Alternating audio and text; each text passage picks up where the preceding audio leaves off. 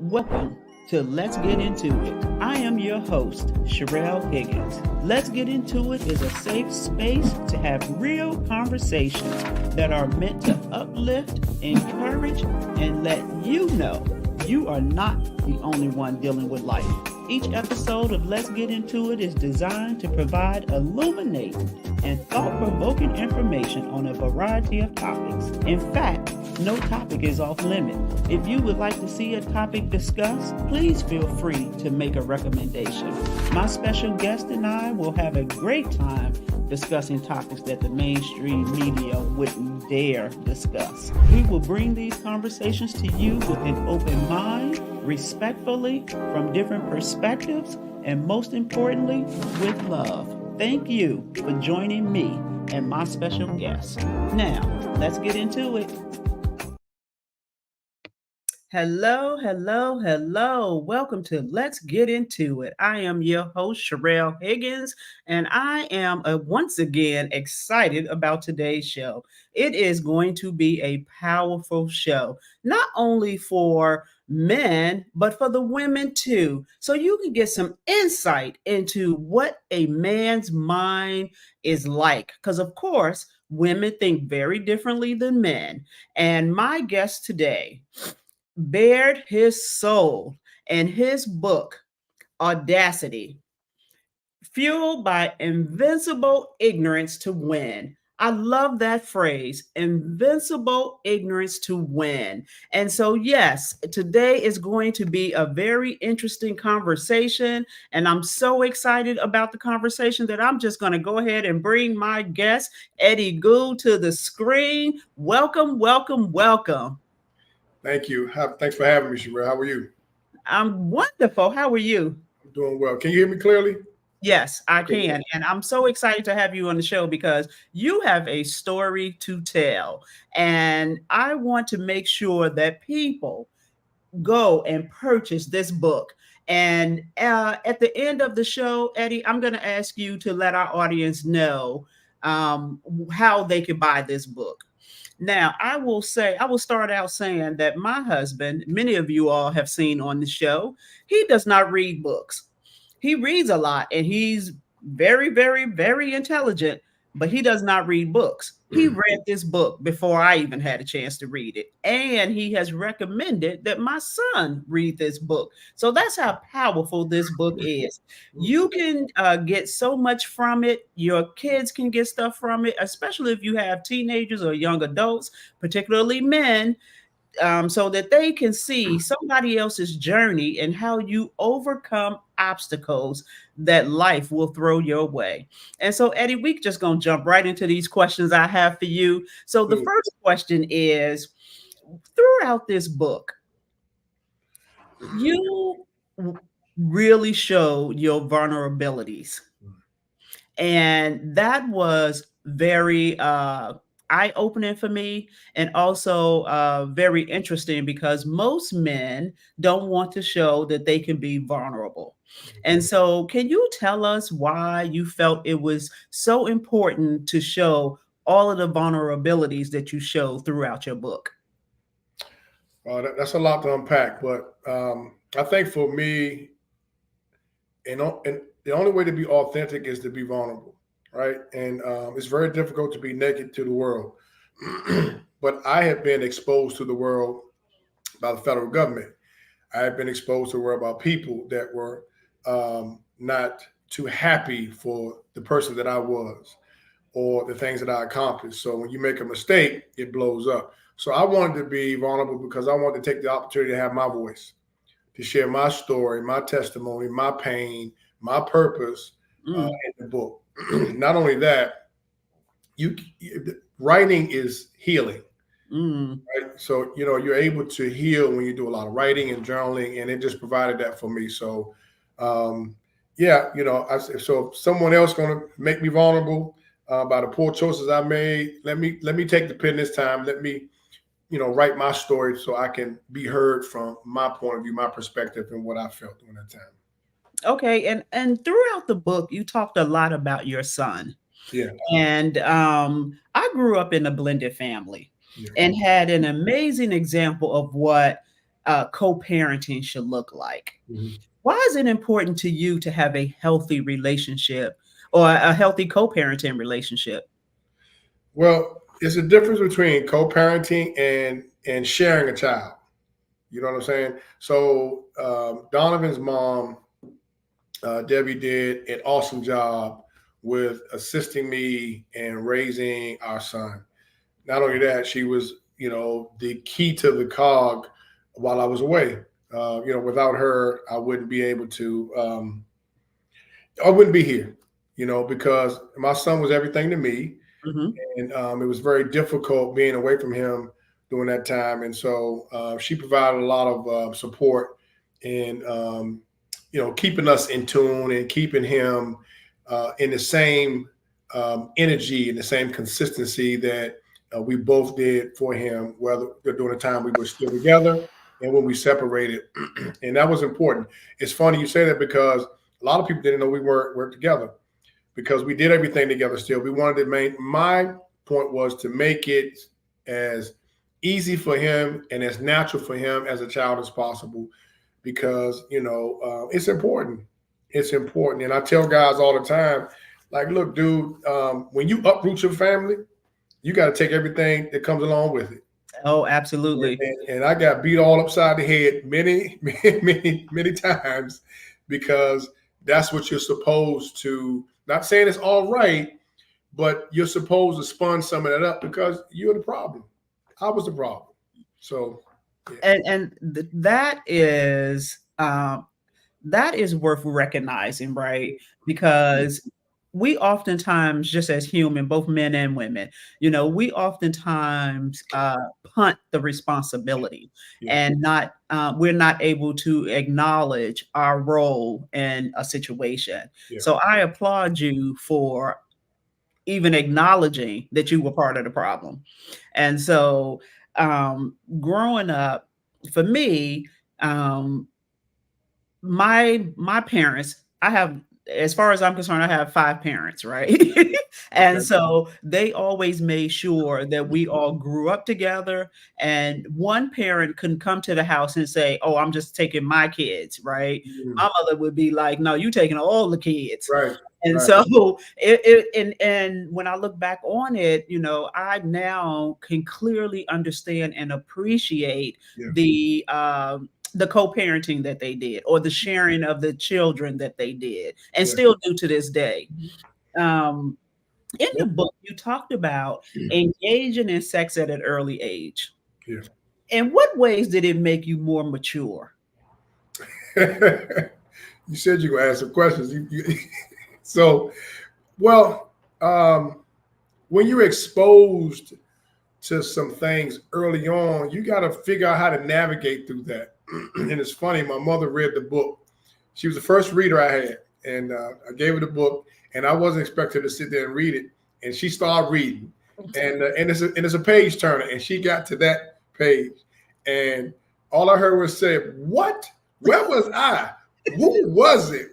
Are you kidding me?" And I'm like, "Mom, this is what the book is about." So that kind of made me feel good because if my mother can react that way, then other mothers are going to react that way. And that's what I wanted. So you have to learn early to navigate through some things. You got to learn how to present. I used to deal with some older girls at a young age. And so you got to present. You have to, I used to watch the older guys around the neighborhood. I said, okay, this what you do. So that's what you do. And so I learned early that I had I could talk to the females a little bit. I didn't know what I was doing, but I didn't know what I was doing. But I could talk to the females. Well, other guys were a little shy and a little reserved from that. So yeah. So that different experiences mold you in certain ways. So yeah, some Yeah. not the best molds, but yeah. Okay. And so I often, well, not anymore since I'm retired, but when I was in the workplace, people would often say to me that I was arrogant Mm-hmm. because I was confident. Mm-hmm. And so, why do you think people perceive confidence as arrogance? Wow, I had those shoes on most of my life, and so I see it in so many different ways. There's a thin line between confidence and arrogance. Um, I remember you at Virginia State, and I saw a strong girl at that time, strong woman, Right. right? I saw your strength, the way you move and carried yourself. So if you're not secure with yourself, you're gonna see somebody as arrogant. I Mm. never saw people as arrogant because Yeah, me either. if I didn't know you, how could I say that? But that's how I was viewed in many ways, and I'll tell you, I was arrogant, right? But I was never arrogant outwardly. I didn't demean people. I didn't look down on people. I was always a team guy. I was always a captain in the sport and events that I played in on a team. So, but inwardly, I was. I learned that as I got older. Mm. That was part of my demise. Hmm. But confidence, that comes with growth. That comes with who you are. So a lot of that is innate, Sherelle. A lot of that is based on what you said about your parents and how they raised you and the Hmm. results of who you are today. My mother and my father instilled a lot of confidence in me. And because I didn't have all the fly gear, I didn't have the tennis shoes, I didn't come up like that. I Right. had what I needed, right? Right. I had a home, I had food, I had some love, I had some discipline, Come and on now. and I had some, and we had issues to deal with, right? Right. So when you're given that and you see that, like I saw that in my father. My father was a man's man, right? The people in the neighborhood. If you'll ever see me put up a picture of my pop on Facebook, all the people from around the way, like, that's Mr. Goode, and that's who he was. I saw that, white caddy, cool, always, that guy. So I'm like, man, I need to move in that aura. And Sherelle, I tell you that I was blessed to be able to see a man in my life, right? Hmm. And so that helped me and that gave me confidence. So I can't take that credit for myself. But as you start to win in life, and the way you win, sometimes the expectation to win, that's when that arrogance seeps in. Mm. You got to be able to have that balance. And so when you're young, you really don't.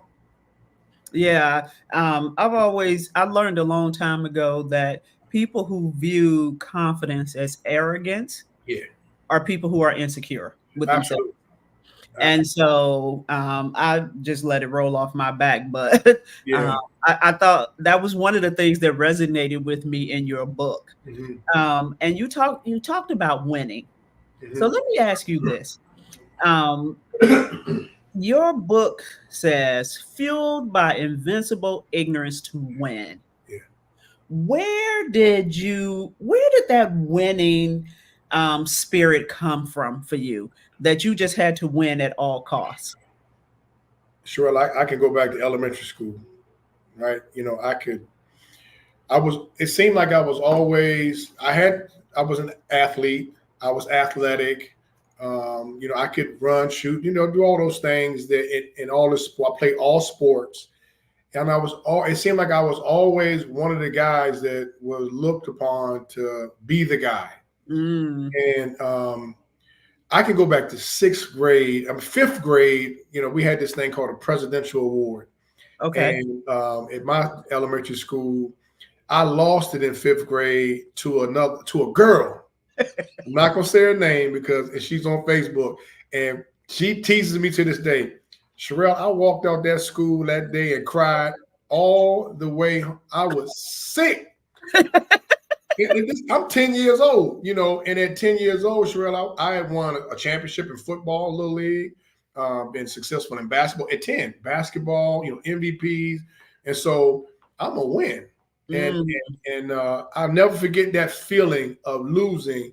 And some of that invincible ignorance came in as I began to grow and mature because I was willing to do anything to win, mm, anything to be the best or be considered mm, one of the best. Um, there's a guy, older guy, and I was just talking to him on the phone the other day. He's from my neighborhood, and he was a very good running back in Little League and high school, right? And he was like 4 years older than me. And my father used to give him so much praise, and I hated it because I mm, used to have 3 or 4 touchdowns, and all he talked about was this guy. And I hated him, but I loved him. He never knew, but I hated him. And it fueled me so much. every time I watched him play, I said, I'm gonna score more touchdowns than him. I'm gonna score, I'm gonna do something better than him. So that came on an early age, and as I got older, it gets worse. You start to win more. I did a lot of things to separate myself from the average, educationally, professionally. I was promoted very fast and often in my career, and I didn't always do things the right way, Sherelle, and I was still promoted. So, like, okay, so I can do what I want to do, and I can look at you and see what you're not able to do. Oh, I can do that. I'm gonna make sure I show you I can do it and do it better than you. See, that just ridiculous. When I think about it now, I want to kick myself in the butt because just ignorant, ignorant. Well, that's an interesting perspective because when I look back over my life, a label that was attached to me that I initially didn't acknowledge, but I do now, is overachiever. Yes. And so I can relate to what you're saying. I just didn't, necessarily think it was a win situation. For me, it was just overachieving and being able to accomplish a lot of things in life very quickly. And so I can relate to that. Yeah. You talked about in your book moving on emotions. Yeah. Why is that not a good idea? Wow. There's no thought. You're not being analytical. You're not asking questions or asking for opinions of people from you that you respect. It's just an overt reaction, and that never works.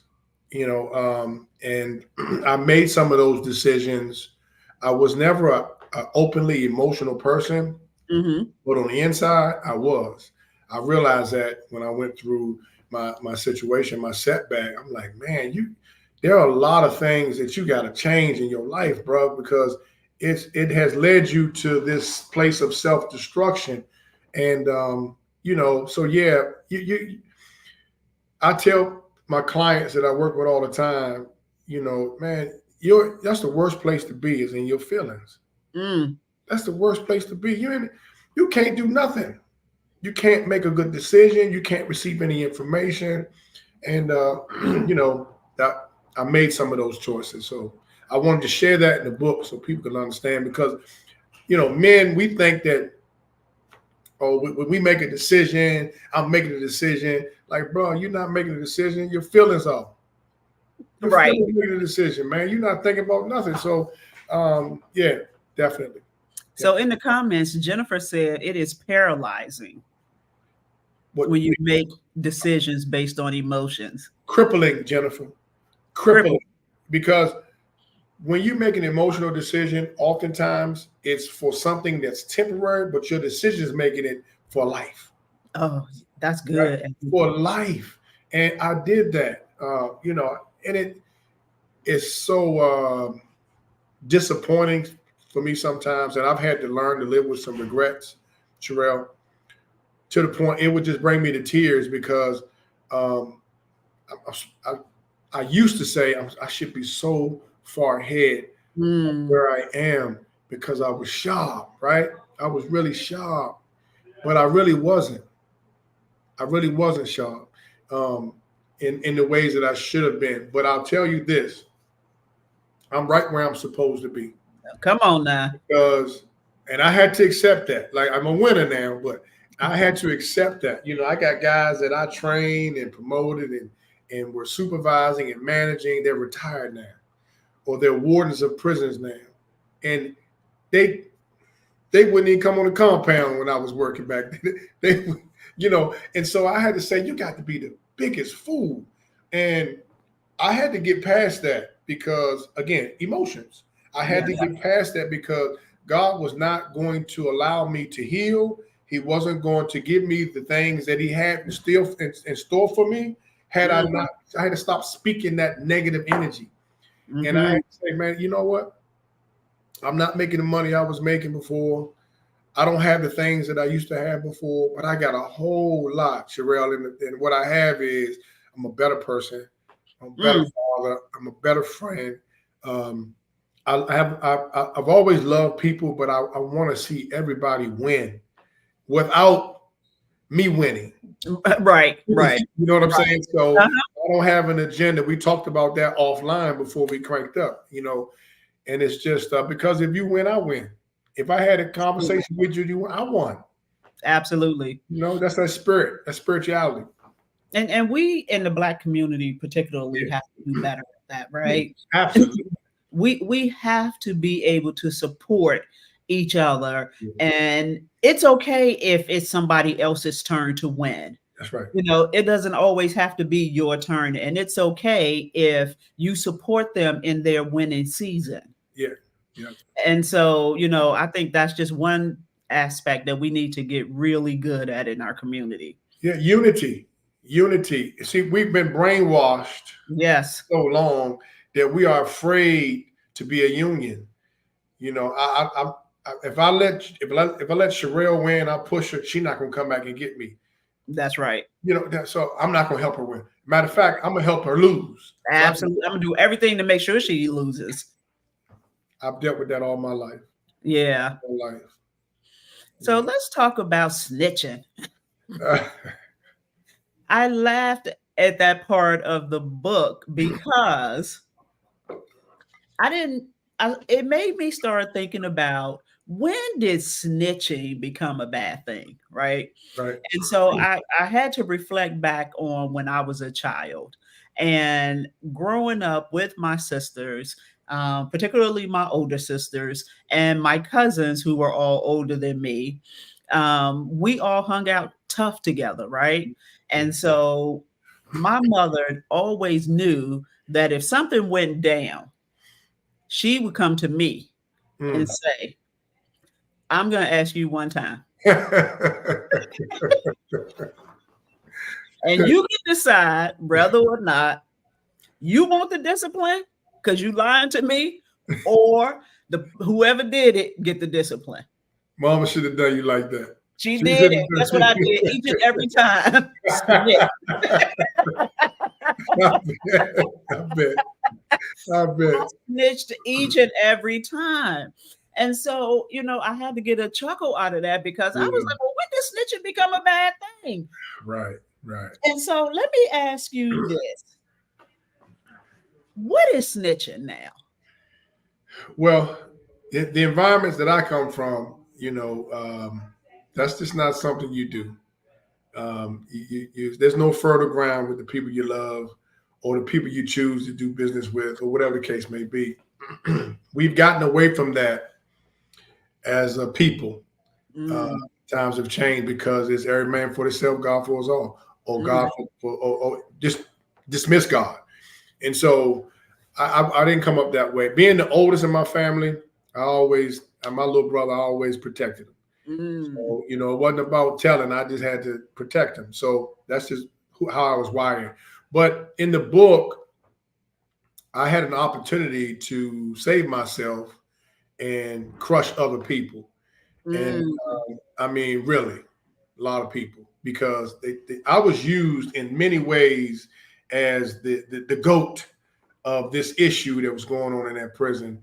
And mhm, a lot of it wasn't true. Some of it was. mhm, But there was no way that I could look at myself in the mirror and see someone else suffer the way I'm suffering, the way my mhm, son is suffering, my mother is suffering, just to save myself.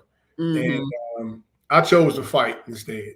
So I come up Washington D.C., Maryland, PG County area. We used to go to go. So we learned early on that when you walk in, you don't even make eye contact with dudes unless you're trying to be a part of what they got going on, or you might have to see them, right?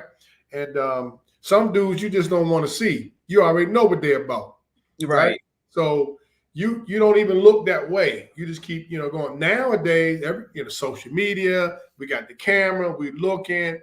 Nobody has any codes or principles about how they're doing things, and so the federal government came at me oftentimes to, hey, I know what's going on. I know this and I know that. And they like, I know your history, Mr. Goode. I put it in the book. We know you're not going, Yeah, so why are you talking to me then? So the arrogance, because I was angry, I was Right. hurt, and they was embarrassed. They were embarrassing me by continuing having me come up there to talk to them about certain situations.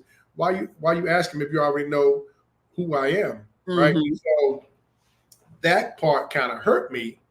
Not that I didn't tell, but how I carried it, right? It drove them to kill me, and they did. They they did. So. Yeah, I tell my friends, don't do nothing around me because I'm telling you what's happening. All they got to do is say what happened. They Yeah, don't even have to say with who. I'm telling it all. right, right, So right. don't. I'm not the one Yeah, you're going to be doing stuff around. that's Because I'm not, and I'm not going to participate in it. So it's not like I'm, telling on you to save myself. I'm yeah, telling on you because they asked me a question. yeah. So, You got to know you got to know who you are, oh, right? absolutely. You got to know who you are. You got to know who you dealing with, right? And so I've been blessed to be connected to with some good men, some Hmm. solid men, and you can't hold a man down forever. You can't keep him incarcerated ever.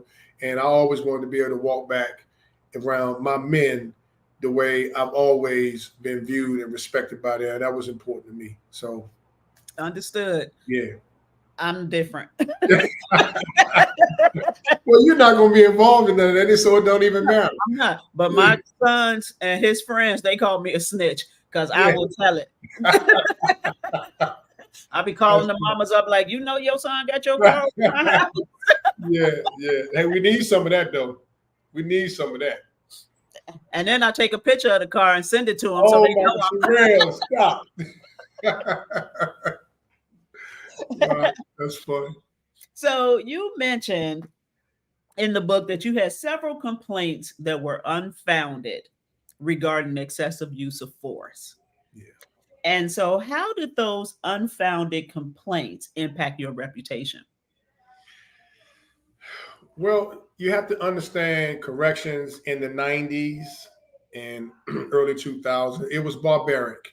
I Mm, worked in supermax prisons. I opened up as a captain at one of the first prisons in the state of Virginia that had guns on the inside.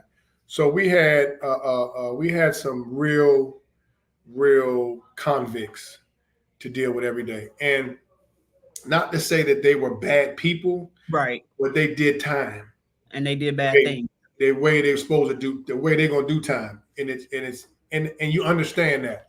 So it wasn't you didn't have mace and sticks and all that. It was hand-to-hand combat. So for me, that invincible ignorance to win again, I was one early on that when I walked in a building, I'm gonna be the guy.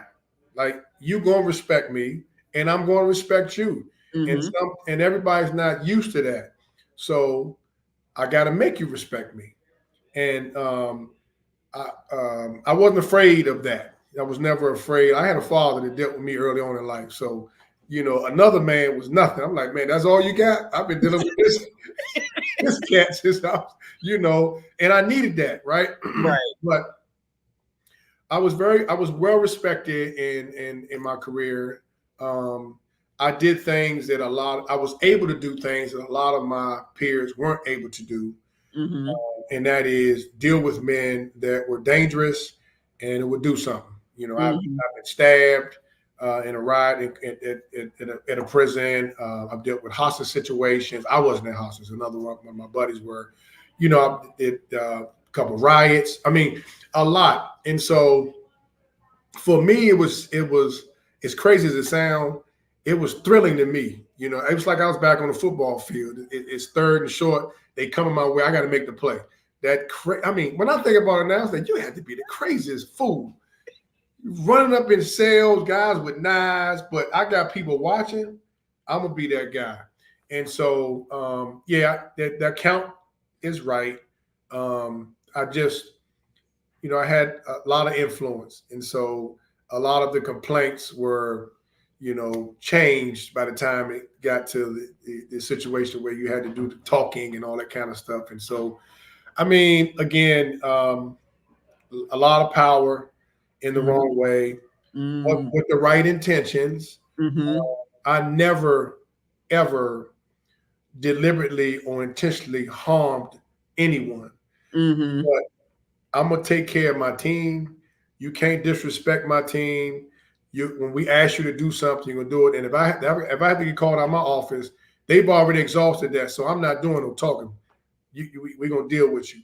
And so a lot of that is comes along with it. But if you're from the outside looking and you read that blanket statement, you're like, oh my God, he can't. And so they put that out there because I was taking my case to trial.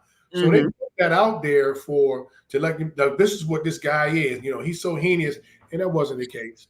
There are guys that I deal with now that I dealt with in the prison system for years, and we're good friends today because Mm-hmm. I took care of them. They were safe. They were able to do their time. They were able to do the things they needed to do.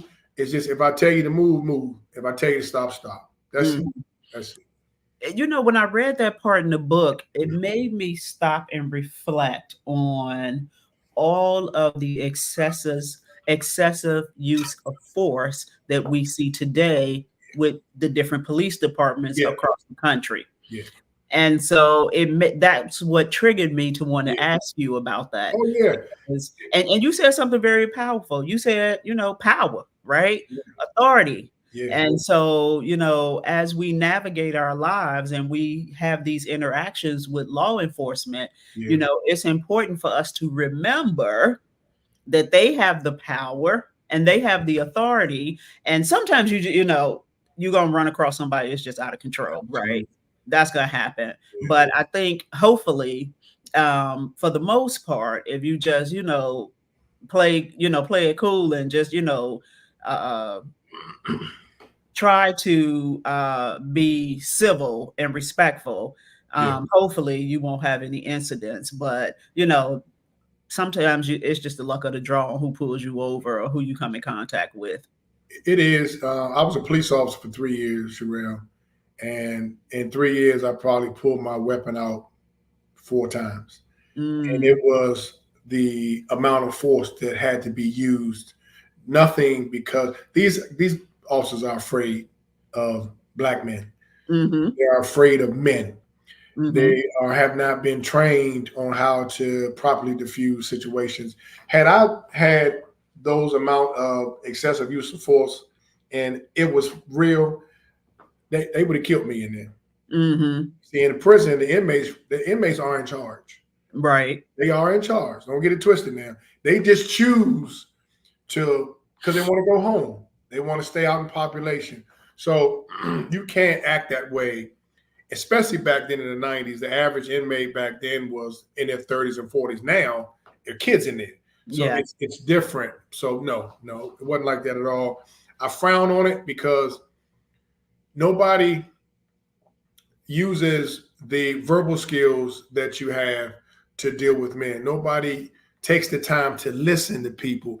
And when you come on a scene, Sherelle, you're coming to diffuse a problem, not to start one. Right. That's not what it is. You don't get any respect like that. So yeah, I understand. And I'm that's a good question you asked. I'm glad you asked that. Also, in that same light, you just mentioned something about being a former correctional officer and a former police officer, and many of us don't have that experience, right? And so all we know is what we see on TV or what we read in books. And so talk to us about what your mindset was when you learned that you were going to have to do a year in jail having that type of background. Yeah, well, correction, a year in prison. It's a different I'm sorry. prison. I'm sorry. You're right. A year in prison because jail Big is difference. prison. Big difference. Big difference. Um, um, people think that going to prison and doing time is the most difficult time. Uh, Mm, it's not. The months leading up to that is. The years after that are because that's when you have to recover from all the damage that you've done. hmm And so for me, the only thing that I was concerned with was running my time up because I wasn't going for nothing, and for the first any little incident, I would have to deal with it. And so that was my fear, being Mhm. in a situation where I gotta take a stance on something, and I'm gonna take a stance, and I'm gonna let everybody know that I'm with it. I'm about it, and it sounds crazy, but when you're in the trenches, you gotta have a trenches mentality, and Mhm. that's what I was already there, but um, it was devastating um, to lose. Number one, to say, okay, I'm going to lay down. I'm going to accept the culpability of my part. Mm. Because I was taking it to trial, Sherelle. But when I looked, my lawyer was talking to me, and he was like, Ed, yeah, you got a chance to win. I said, but if you lose, they're going to give it all to you. And so it's either accept, take my responsibility, save my butt, and not try to save my face. It's a Mm. difference, right? Come on now.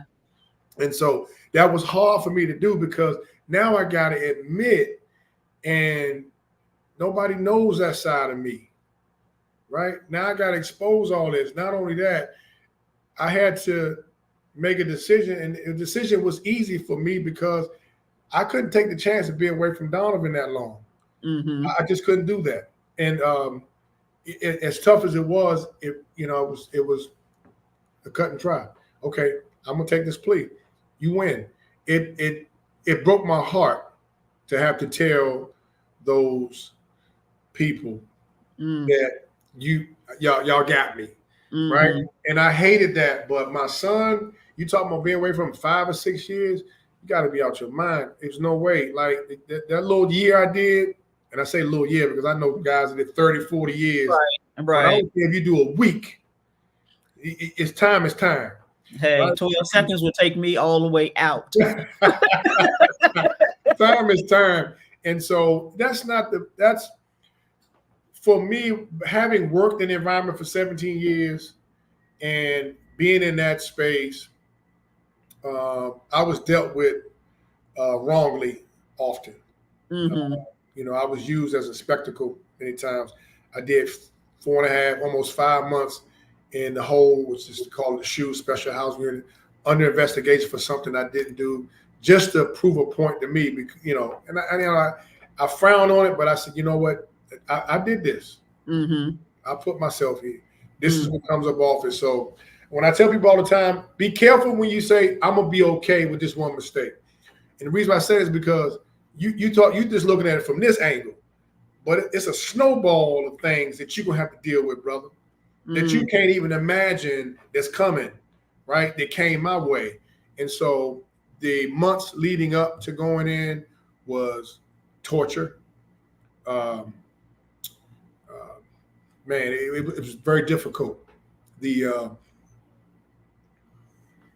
the years to recover afterwards was very difficult because it took me like 7 years to get back to a place where I could look in the mirror and be Mm. okay with what I saw. And for me, I always loved me, right? So I always loved me, and people helped me feel that way about myself. But Mhm. to look at yourself in the mirror and you stink, you're a convicted felon, you dirty, you sorry, you Mm. you empty.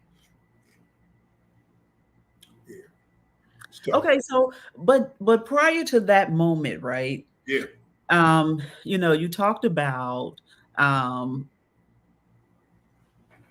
having to tell, your parents because you knew that this was going to be blasted on the news. yeah, yeah. And so how did you navigate that part of life with it being all over the news? People know you locally. And I'm just trying to get a visual of like what was your life like during that time? Uh, I couldn't breathe. Mm. I couldn't breathe. Um, when it hit the news, I had another job. I was working 2 jobs after I left. I was on investigation, and in the time before I resigned, and I was on my way to work, and I came into work, and my supervisor. I was a supervisor at another residential center for children, and she came to the door and she said, "Ed, you know, it's all over the news. You know, people in the building are watching it, Mm, and I couldn't breathe. I'm like, wow, man, it's happening, mm. right? It's here. It's here, and all that invincible ignorance went out the way. Oh, I'm sure. And I felt like this big, right? And well, that small, and and so I went back to my car, and I was just in. It was a fog for me. I just couldn't believe this was happening. Sherelle, up until the time when I got indicted, my mindset was, I'm gonna beat this case and I'm going back in there and show them who I am. And Mm, I'm talking about crazy. I was a fool. My mindset was, man, I don't see none of this. I'm going to win. I'm going back into work. I'm going to show them who I am. And so God is listening to all this. And he's saying, son, I'm going to have to damn near kill you mm. to get yourself together. And so this is the process that he started for me. And so be careful what you pray for, how you pray, what you ask for, because we think it's going to happen the way we want it to happen. God had a different plan for me. Oh, And it's all in that book. So that was the mindset I was in. And I set my car, and Marvin Sapp's album had just came out, and when I tell you every song, I'm like, Marvin, turn it, turn it off. I mean, it was touching, my testimony, every track on there, he was talking to me. And it was just like, as I look back on it, I'm like, this was all by design. mm. Like, and so I just look and say, God, like, you can ease up a little bit. Can you do something? Like, nah. You remember this person here? Remember this break I gave you? Remember these blessings I gave you that you just continue to do what you want to do? Now you're on my time now. And so I tell people all the time, like, be careful, because when you're on God's time, you might want him to kill you. Absolutely. You might want him to kill you, yeah. And I will tell you, reading that part of the book brought a scripture to my mind. You were talking about your struggles with finding employment after you were released, and how you had to follow God's plan. Yep. And it made me think of a scripture that says, do you trust me to orchestrate your life events as I choose? Or are you still trying to make things go according to your will? If you keep trying to carry out your intentions while I am leading you in another direction, you defy your desires. Amen. And so that just made me, and that's a scripture that I had on repeat at a point in my life when my life was experiencing life right? And so I had it on repeat, and that's just, in part, of course, but it really helped me get through and be able to take a deep breath and just throw my hands up and say, okay, God, whatever you got, I'm here for it. I know, you walked me down this path for a particular reason. Right. Because you're trying to get me away from what I was doing so that I can get to what you need me to do. And that's exactly what happened. And so when I read that part about, you talking about struggling with getting employment because you were a felon, it just kind of made me think about that scripture. Yeah. Surrendering is a chapter in the book called Self-Surrender.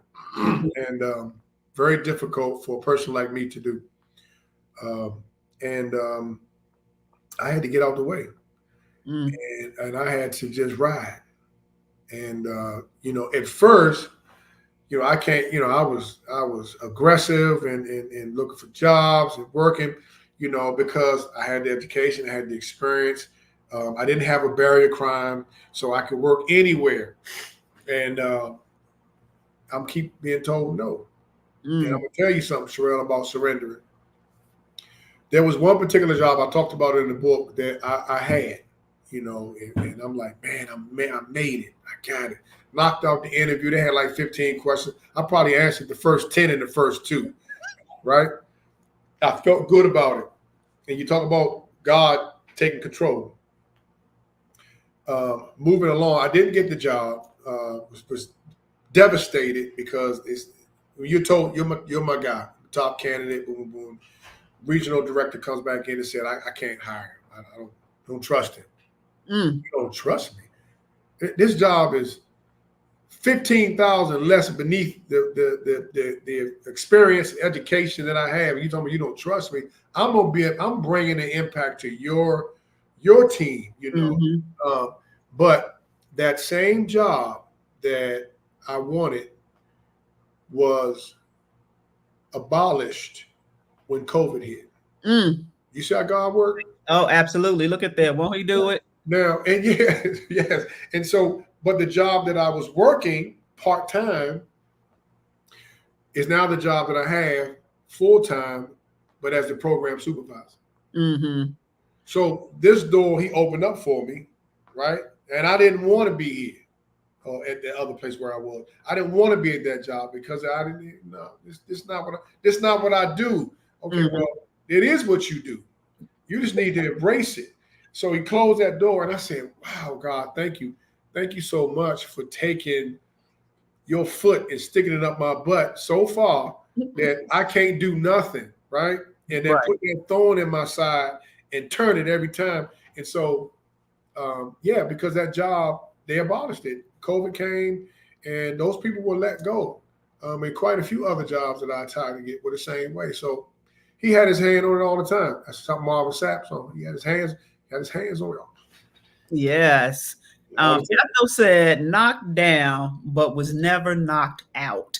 I like that. Thank you for that, Ethel. I'm putting that in my repertoire of sayings. Knocked down, but was never knocked out. Yeah. I like that. So you were, and still are, very popular with the Virginia State family. Thank you. Did you ever have any concerns about reintegrating with your college peers once you were released? I did. And I'll tell you, Sherelle, to be perfectly honest with you, there were quite a few people that had a lot of bad things to say.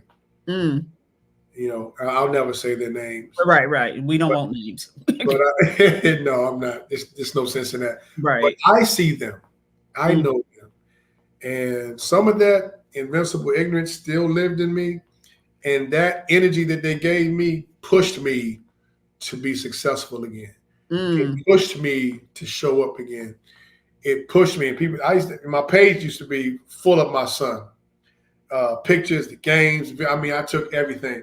And he hated it because he's not, you know, he doesn't want no pictures, none of that. I said, boy, I'm gonna take every picture that I can. Every one. Because his pictures saved my life in prison.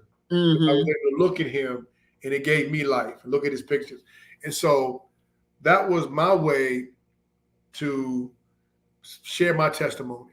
Like, look at what God is continuing to do in my life. My son is thriving. It wasn't about me. Right. My son is thriving. We together every day. I'm training him. He's working. He's successful. He's a all-state, all-thing athlete in track football. And I'm like, this is the testimony. Come on. These are the results when you let God work through you and get out of the way and stay committed and devoted. And so, yeah, we're quite a few that, and I was angry, right, at that time. And I didn't understand. But what I used to tell my son, I said, be careful about all those that say they love you and praising you. And because they will turn their back at the minute something goes south. When you make the first mistake, they're going to be chopping your head off your shoulders. Absolutely. So don't give people the paintbrush to paint the portrait of you. You paint your portrait. And so I didn't do that. I failed at that. So I had to take that. And as I began to get my life back in order, Sherelle, I didn't blame them anymore. I blamed myself because I gave them the keys. Gave them the keys. So yeah, but not many right? But one was too much for me. I'm like, what? You said what? Right. You ain't afraid to say that about me, bro? Like, so, but no, but I'll tell you, the love from our alumni is brought me to tears on many occasions. Mm-hmm. When I first put my story on Facebook in 2016 or 17, the story, it wasn't my story, it was just, I was just sharing, like, here, and the love I got, the phone calls that I got that day pushed me to write the book. There's some people that call and say, Eddie, why you do that? You got me crying on the way to work.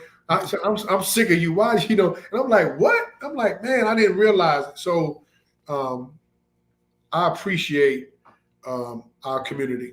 I appreciate Virginia State University. I appreciate the people that didn't spit venom on me. I appreciate those that did. Mm-hmm. So yeah, I was hesitant at the time because when I first went to homecoming, the looks that I got was like, oh, hey, man, how you doing? It was different. And I'm like, Mm-hmm. okay, all right, I understand. So, yeah. Well, many people who did not attend Virginia State have said to me, and I know this just from personal experience, but we have a very special alumni at Virginia State. Mm-hmm. And people say to me, I don't connect with people that I went to college with anymore. Mm-hmm. Or, we don't hang out like y'all do. Every time I turn around, Sherelle, you posting something on social media, you hanging out with your Virginia State family. I'm like, because we love each other. I'm just like, that's what we do. And I can really appreciate the connections that we have. And even if we don't know each other personally, we know who each other is, and we know to look out for one another. And so I tell people, I said, prior to the CIAA moving to Baltimore, I would go down to Charlotte, and I was like, I never once had a care in the world, because I knew there would be different guys coming up to me who went to Virginia State saying, you good, sis? You need anything? And I knew they would look out for me, even though my husband wasn't there. And so what we have as a bond at from Virginia State is very, very special to me. And I really, really appreciate it. And I think most of us understand that there are some of us who are going to make bad decisions. And that's not our place to judge or to shun the person, but to be prepared to embrace the person back into our circle when they are ready. Yes. And so I saw that from afar happening with you. Yeah, definitely. Two parts of that. My football brothers, who I love dearly, we are tight. And many of us have gone through some things. That those years of playing together, living in Langston, which was like the ghetto back then. it was like the Marriott to us, right? Because it was ours and nobody else. So my brothers, those years I played were amazing to me. Our alumnus, our alumni, have been awesome, Sherelle. To me personally. And many people I didn't have relationships with at Virginia State. I'm on your podcast right now, your platform. I didn't know you personally at Virginia State University. Right. And look at where we are. I think that's amazing. I think that's what it's about. And it's funny because I think the classes, I came in 86, but the classes from like 82. Oh, let me find out you were youngin'. Yeah. Yeah, I was. I came in 86, a class from 82 to like 86, 87, 88 maybe. We still get together. Absolutely. Any other classes that do that at Virginia State? And I'm not just saying it because I'm telling you, I've had guys because I played with both some older guys I came in with in my freshman year, and I was the older guy for younger guys that came in 89, 90. I played with them. They don't get together. They hang with us. Mm-hmm. You know, they had our football tent, and so it's just a testament that we came in at a time that was challenging. We didn't have much, but we had each other, That's right. and that's what it was about. Wow, look at the time. Time has really gone by quickly. Wow. And this has been a great conversation, but I must ask you Okay. two last questions. One is, um, you mentioned tapping into your purpose Yeah. and moving forward or moving towards it. Yep. Many people don't know what their purpose is. Do you have any strategies you can share that will help people connect with and recognize what their purpose is? I think one key piece is to, you know, where you find peace in what you're doing, Mm-hmm. that's a part of your purpose. You Mm-hmm. know, where you're finding struggle in every day to get up and go to work or to get up and do certain things, that may not be your purpose. And for, I always, I'm 17 years in corrections. I'm gonna retire. This is what I'm gonna be. I'm gonna be a warden. I'm gonna close out my career like that. God had different plans for me, and so I think you got to be connected to your spirituality, Sherelle. You got to be grounded in your higher power, which I always was. I just had my own higher power that I was moving with. I'm God, right? And and it's funny. I laugh, but I'm telling you, it's so sad. But that's where I was, and so. But what makes you happy? What brings you peace? Mm. What allows you to grow? That's what I say. Pay attention to. Okay. And I also will add to that, your purpose is that thing that comes the easiest to you. Yes, yes, and it just happens. And it just It happens. just happens. Yes. So last question. Your mom said to you, Mm, I see you pouring into everyone else, but who's pouring into you? yeah, That resonates with me a lot. Now that you're on the other side of the path that you once lived, yeah. I'll ask you the same question. Who's pouring into you now? I God, because God, He does that every day. absolutely. um, that's a good question. Um, I allow myself to be vulnerable around people, Hmm. um, good people. Hmm. Um, you can't always be the leader in everything. A good leader knows how to follow. Yeah, you got to know how to follow. And so for many years I led, right? And so I had nobody to check me. I checked everybody else. I had nobody to check me. Well, I'll correct that. I had some people to check. I just didn't hit. I didn't listen to them, Right.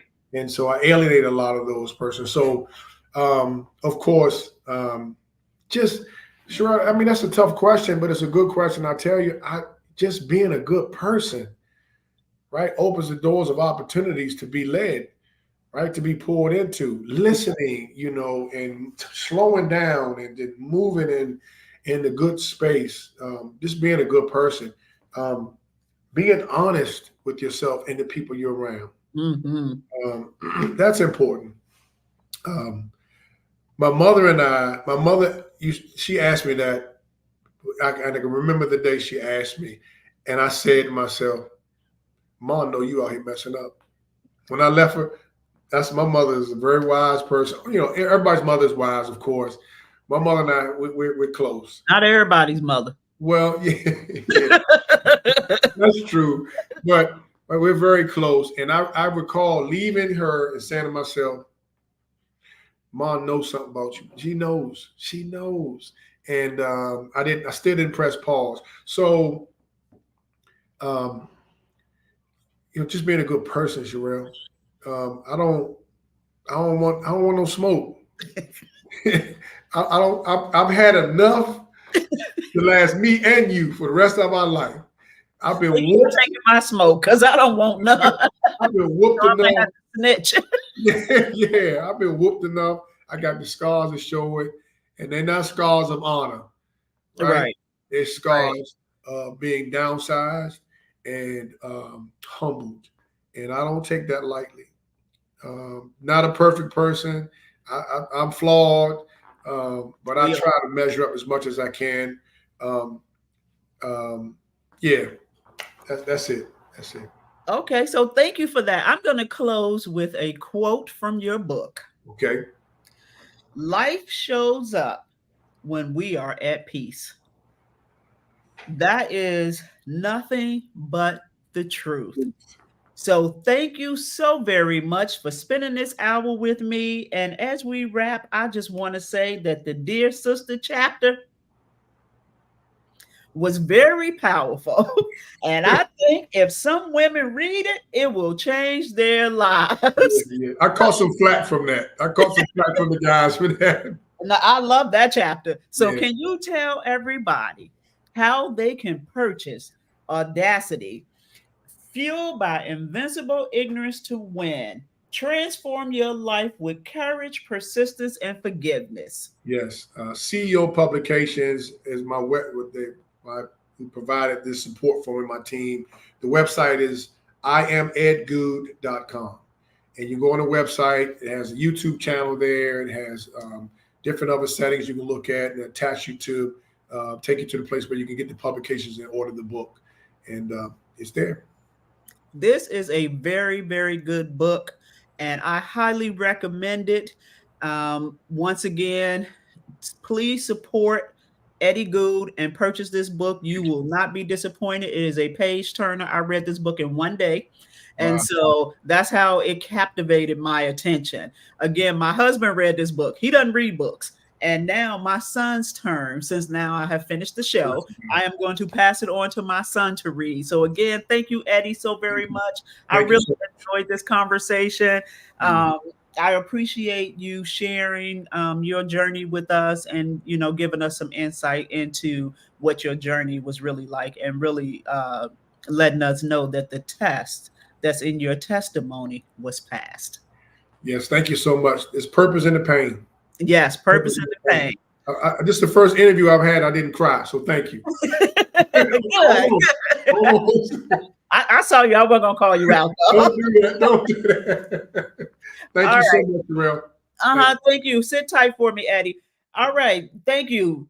I hope you all enjoyed that conversation as much as I did. But I want to get into my what the hell segment. And so, again, I am constantly asking myself, what the hell? So today, I had called in a prescription and I've been taking this medication and I've been taking this medication for a while and I have to get the prescription filled once a month. I've been paying $24.99 for this prescription every month. Well, today, lo and behold, when they sent me a text message saying that my prescription was ready, I typically don't pay attention to those text messages, but God led me to pay attention today. I had sent my son to go get the prescription, and when I read the text message, I had to call him and say, "Wait a minute, hold on. I'll let you know whether you will pick it up."